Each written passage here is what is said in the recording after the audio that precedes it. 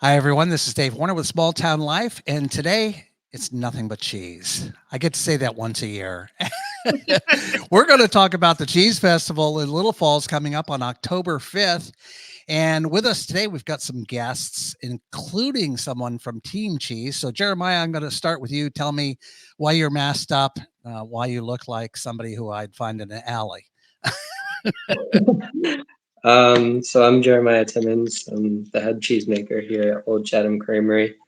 So I'm in the process of making a batch of cheese. So I need all the protective gear to make sure I don't contaminate the cheese and make sure that the cheese is good. You know, Um, we should have put a camera on you, had you do a walkthrough, but that's yeah, another time. yeah. But yeah, I'm here on behalf of the New York State Cheese Council today. Um, we're planning a fun event preceding the Little Falls Cheese Festival. Okay. And we'll get into that in a little bit. Rachel, how about you? Who are you? Hi, my name is Rachel Banks. I am the cheesemaker. I work as the cheesemaker developing recipes for a company out near Buffalo in East Aurora called Ordinary Farmstead. And I am the founder of the New York State Cheese Council. Oh, wow. All right. And Terry, locals know you, love you, and your dog, and pie. Yes. But go ahead, tell us who you are. I'm representing Team Cheese today. Team Cheese is what the Little Falls Cheese Festival Planning Committee calls ourselves because we really are a team. We're a democracy. I'm not in charge of the Cheese Festival. I'm just here to represent the Cheese Festival in general and answer any questions you folks may have about it. Okay. Well, with that, Terry, tell us a little bit about the history of cheese because some people listening to this are not going to know why we're talking cheese today and why we're talking Little Falls. Okay, so if you've never been to Little Falls, you may not realize that it has to be the place where the Cheese Festival is because we have a historic building that you can actually visit when you're here. You can walk right past it when you get off the shuttle bus. It was a bank, and in the late 1800s, Little Falls, then as now, was surrounded by dairy farms, and they set the price of cheese throughout the world. Stuff, cheese wheels went over onto the Erie Canal, which flows through town, and went out to the world. The prices were set and sent out, debated and sent out, not just through the United States, but apparently the world. And so that's why the Cheese Festival is in Little Falls and not, say, in one of our neighboring towns. And it's also a beautiful place to have a festival. It's a beautiful town, a beautiful location. We have some interesting, those panels you see when you walk by on the street, historical information panels that explain the cheese history. For those who are interested, you can also stop in that former bank building, which is now the Little Falls Historical Society, and learn more. There's also going to be a talk on Cheese Festival Day. I think it's at 1:30 in the afternoon at the Historical Society about the cheese history of Little Falls.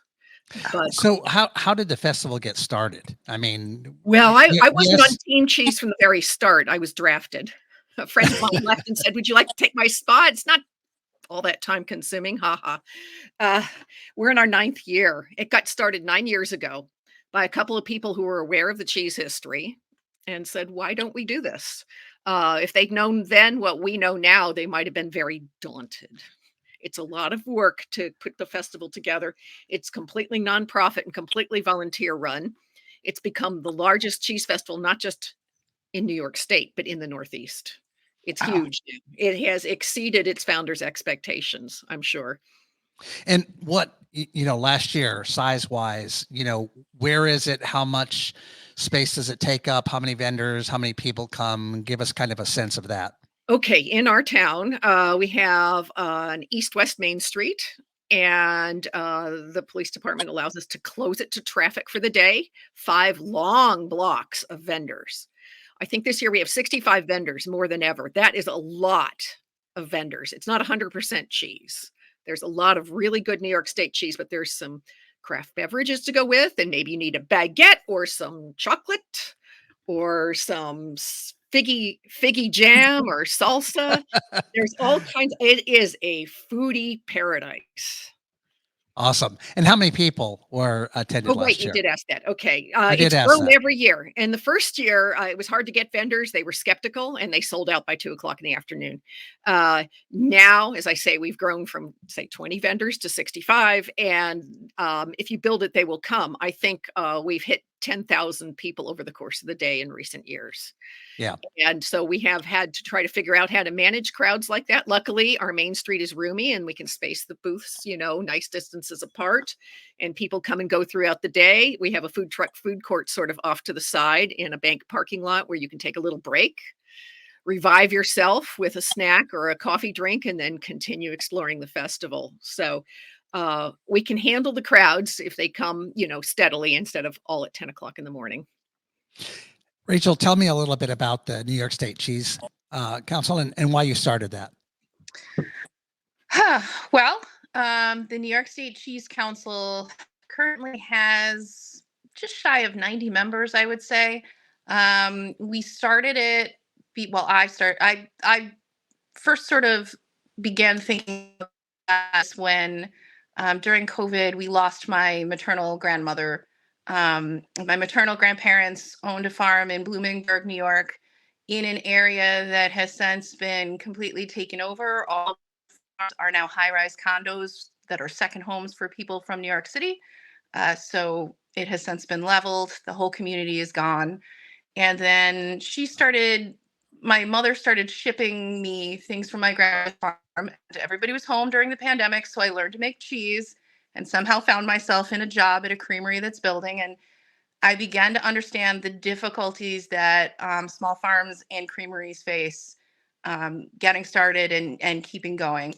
So, in conversations with people, for example, I was on another nonprofit, and I still am on the board of Meeting of the Milkmaids, which is women professionals in cheese. And the founder of that encouraged me. She said, at this next conference, you're just going to hand out something asking people who are interested in being part of a council. Yeah, you can, and you follow to get it done. So I did that, and something incredible happened, which is that the people that work in cheese are very generous with their time. And so we had some very notable people sign on, like Blue Run Dairy, the Curd Nerd in Syracuse, Eden Valley, Saxel B Cheese.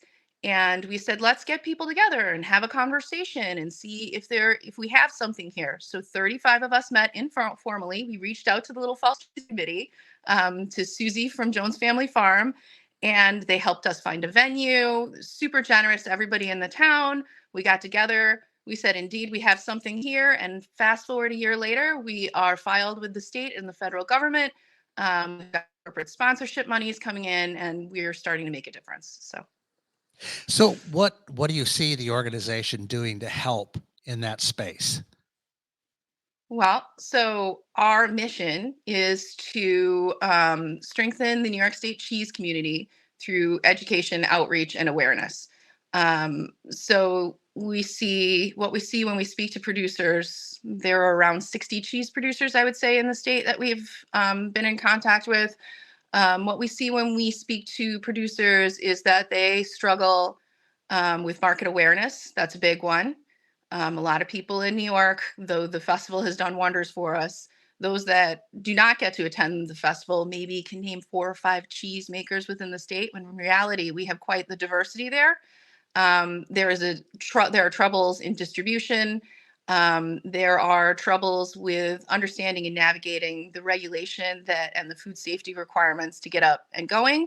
And so we seek to help with all of that, to reach into communities and provide resources for the makers who are getting started and those who are up and running.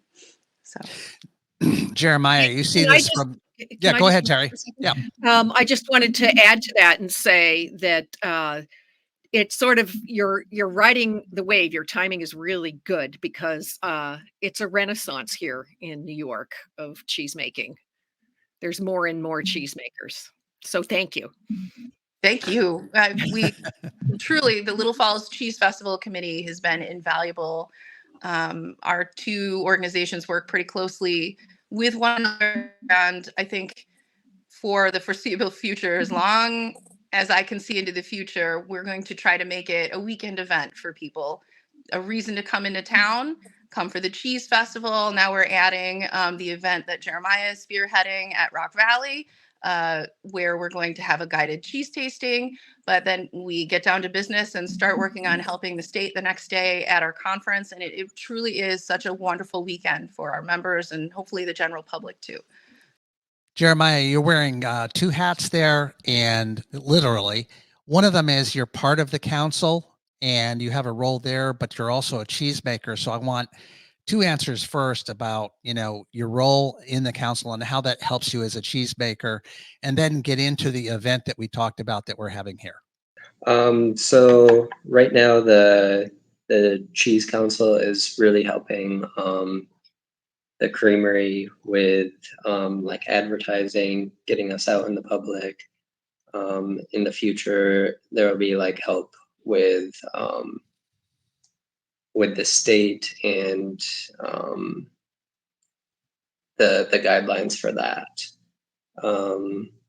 And then, so for the event that we'll be doing, it's going to be a guided tasting hosted at Rock Valley Brewing Company.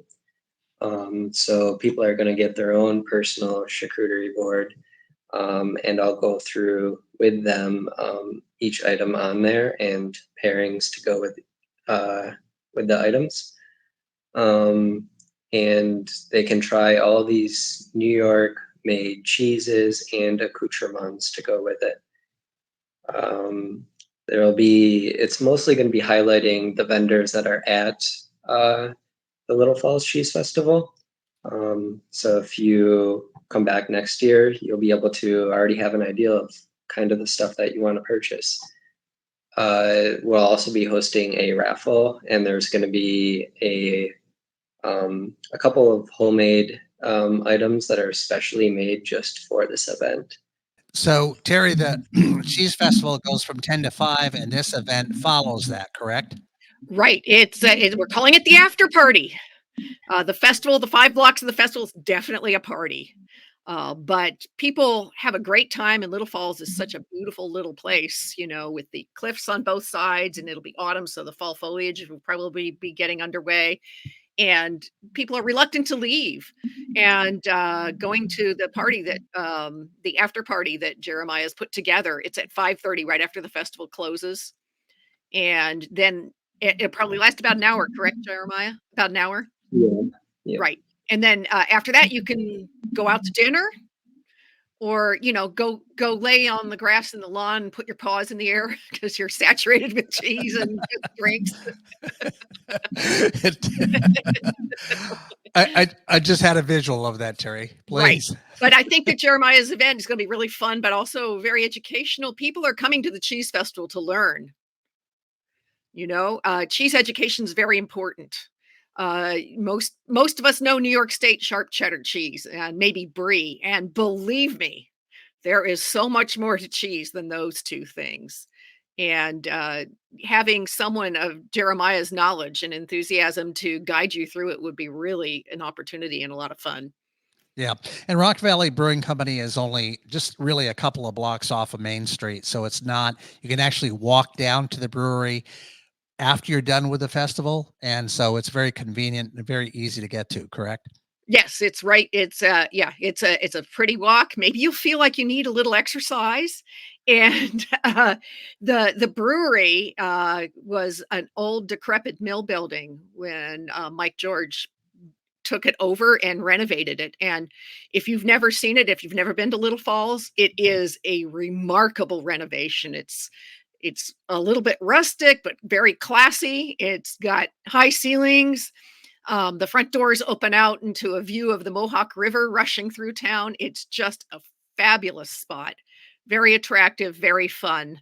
It's really going to be a treat just to be in there and have his go to his bar. But there, going to get your own private charcuterie plate and Jeremiah explaining things to you is going to be a real treat. I would recommend anybody considering this, buy your tickets in advance. And where can they find those tickets, by the way? Off of that? Yeah, hold on. Teri, where can we get the tickets? I'm going to let them answer that. Okay. All right, Rachel. I was going to get to you I can next answer anyway. that. So, all right. It's cheese-encore.eventbrite.com. Okay. Is All right. that? And I will Uh, put that across the screen so everybody can see that. And you're And I so would just like, ooh, sorry. go ahead. All right. We got a delay all of a sudden.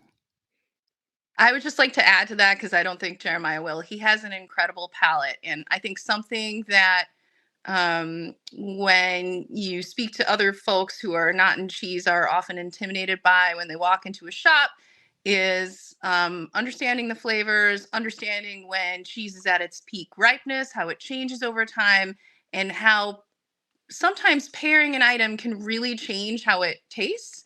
And to have someone like Jeremiah, who is honestly completely brilliant when it comes to that, is invaluable. So it's worth every cent of that ticket. So. Yeah. So you're also having your meeting too the next day you talked about. You had done that last year in Dolgeville at Tiffany's place, her event center. Tell me about the next day. So the next day, our guests or our members, if you will, arrive at Creative Designs by Tiffany's, which is this gorgeous repurposed church. She's also a florist. Everything is beautiful. And we provide lunch from Southern Girl Diner, also a local business. They're phenomenal.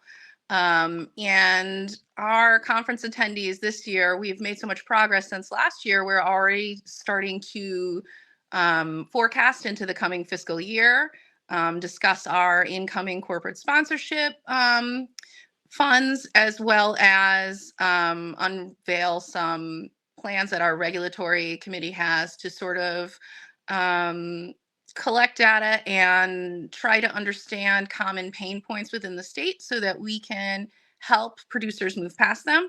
And then we are going to have a guided networking session followed by a lovely social hour in which people can enjoy cheeses from throughout New York State. So, And if somebody wanted to join the Cheese Council, if they hadn't heard about it yet, how would they go about doing that? so as of right now, because we're fairly new, we don't have any membership fees. That will change. So what you would do if you wanted to join the council would be to email New York State Cheese Council, all spelled out, at gmail.com. If you wanted to purchase a ticket to our event, you would go to NYSCC, New York State Cheese Council, Fall 2024, 2024 at eventbrite.com. So. Okay. All right. Got it. And Teri, well, I want to go travel back to the Cheese Festival itself and explain a little bit more this year. If I'm walking down the street, walk me through the experience.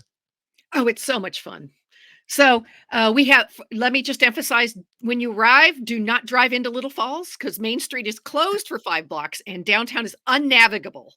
And if you park in the grocery store parking lot, they will come out and club you with a zucchini. So take the shuttle bus. You're actually correct on that. Yes. Right. Take the shuttle buses as you arrive from Little Falls. There will be signage directing you to the shuttle lots. It's all free. The shuttle buses run all day long as needed. They're not even on a schedule. They just fill up the bus and take you right to the festival. Very short ride, 5 minutes or less. So when you arrive and get off of disembark from the shuttle bus, you'll be at one end of the festival or the other. So you can start at booth 1 and go to booth 65, or you can start at booth 65 and go to booth 1. You may recall earlier in this podcast, I mentioned that we have a food truck food court. That's about halfway through. You're going to maybe need a break, or you can go into one of our cafes or pubs or restaurants and take a break. Because this takes energy and stamina and enthusiasm, because it's amazing. It's amazing. The booths, our vendors have very attractive booths, so it's pretty to look at. It's like you look down from one end and you just see a line of booths snaking off into the misty distance. Things smell good, the smell of roasting candied nuts. The vendors are sampling things. So if you want to try a little bit of a blackcurrant liqueur or New York State wine, of course, sample cheeses. That will help you learn a little bit. Don't linger too long because other people are in line behind you.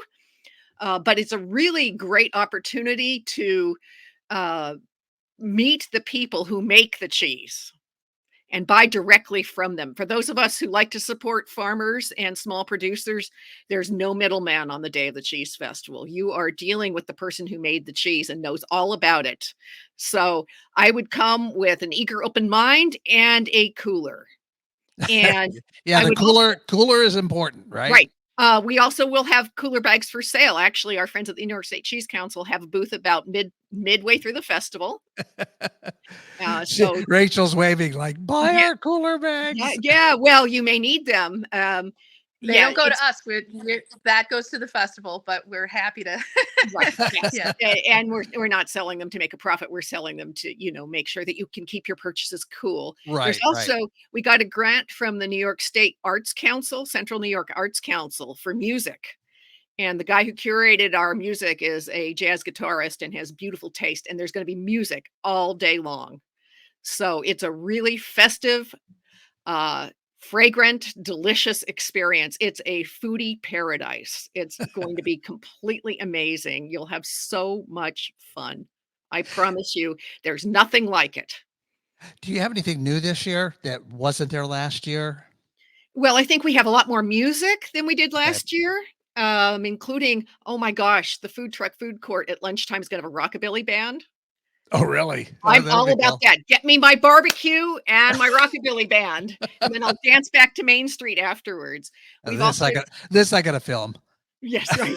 And there's folk music and jazz and bluegrass and things like that. It's really, really fun, well curated.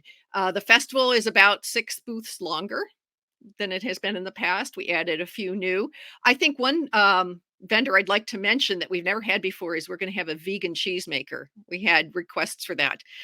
Those of you who are vegans will be very happy about this. Those of you who are not vegans may be skeptical, but I'm telling you, stop by and try it. You might be amazed. It's made with nut milk. Mm. So that's kind of interesting. We have really awesome gourmet baked goods because, things go with cheese. Yep. The pickle man, who is a cult figure, will Oh, be he back. is. Oh my He God. is. Yeah. I've had people run into people mid-festival who rush up to me when they see that I'm wearing a vest and have a walkie-talkie and say, "Where's the pickle man?" I'm like, "This is a cheese festival." And they're like, "Yes, I know, but where's the pickle man?" I know, So, Terry, have you ever thought of a pickle festival? no. No, no, no. Our heads would blow up. Yeah, But I don't tell them where the pickle man is because it's like a scavenger hunt. You it really is. take your time and work your way through the festival. Another a pro tip I would give people who are coming to the festival, besides bringing a cooler or buying a cooler bag, is it's a good idea to bring cash actually. And of course, run through it. But there are ATMs, but that just makes your transactions go faster. Yeah.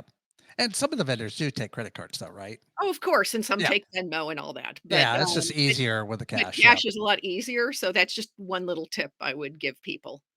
The other tip I would give people is if you want to go to Jeremiah's after party, uh, again, I repeat, buy the tickets in advance before it sells out, but you could still go and show up at the door without a ticket. It would just cost $5 more. Okay. All right. And what is the cost? Well, I don't think we mentioned that. $20, and it will include both your charcuterie board and a drink. So $20 pre-order and 25. Yeah, that is At you, the- Jeremiah. I'll mute you just to keep you off. We just won't talk to you anymore. I think it's the reverb off of that mask. You get all that hair on your face, and then you get a mask, and it's bouncing around. That's why we're getting that feedback. I thought maybe it was the sound of cheese being made. Well, I don't know if I'd want to Yeah. eat it if it sounded like that. So, I don't Rachel, think it makes that noise. yeah, no, I don't think so. Rachel, have we missed anything from your angle? I'm pretty sure I've done that before. Yeah. So were you asking me the price? The price is $20 in advance. It includes a drink and your curated charcuterie board with a tasting that's guided by Jeremiah. If you show up at the door, it'll be $25. Okay. All right. Have we missed anything else? I don't think so. I just think we need to emphasize that it's free shuttle parking and free admission. And it's rain or shine. And it's rain or shine, and it's going to be a blast. It's going to be foodie paradise. You will just be dancing down Main Street from booth to booth with a big smile on your face, throwing cash around and laughing with your friends. And it's Uh, it's amazing. It's such an amazing foodie festival. I've been to other festivals that have things other than food. This is 100% food, really, yeah. except for a few people who are selling charcuterie boards, but it's Or just the alcohol that keeps the edge off at 10 a.m. that's also very curated. Let me just emphasize again, every vendor is a New York State producer, not just the New York State cheeses. We are really, and the musicians are all local and regional New York State performers. This is a New York State festival. We have had cheesemakers from Vermont and Wisconsin beg to get into our festival now that we've gotten so big and popular, and we've turned them away. We are proud of the New York State cheesemakers, and we want to support them, and we want everybody to learn about them and love them as much as we do. Well, I think it's going to be an awesome day, regardless of the weather. Like you say, the foliage and everything, it's going to be beautiful. Little Falls is a beautiful city, great location. Having that main street like that, where you can just, and I'm going to put some imagery over this so people can see it when they watch this. So it's a beautiful spot to have a festival. We can't wait. We're so excited. All right. Thank you, everyone, for coming on today. And for everybody watching, we're going to see you next time on Small Town Life.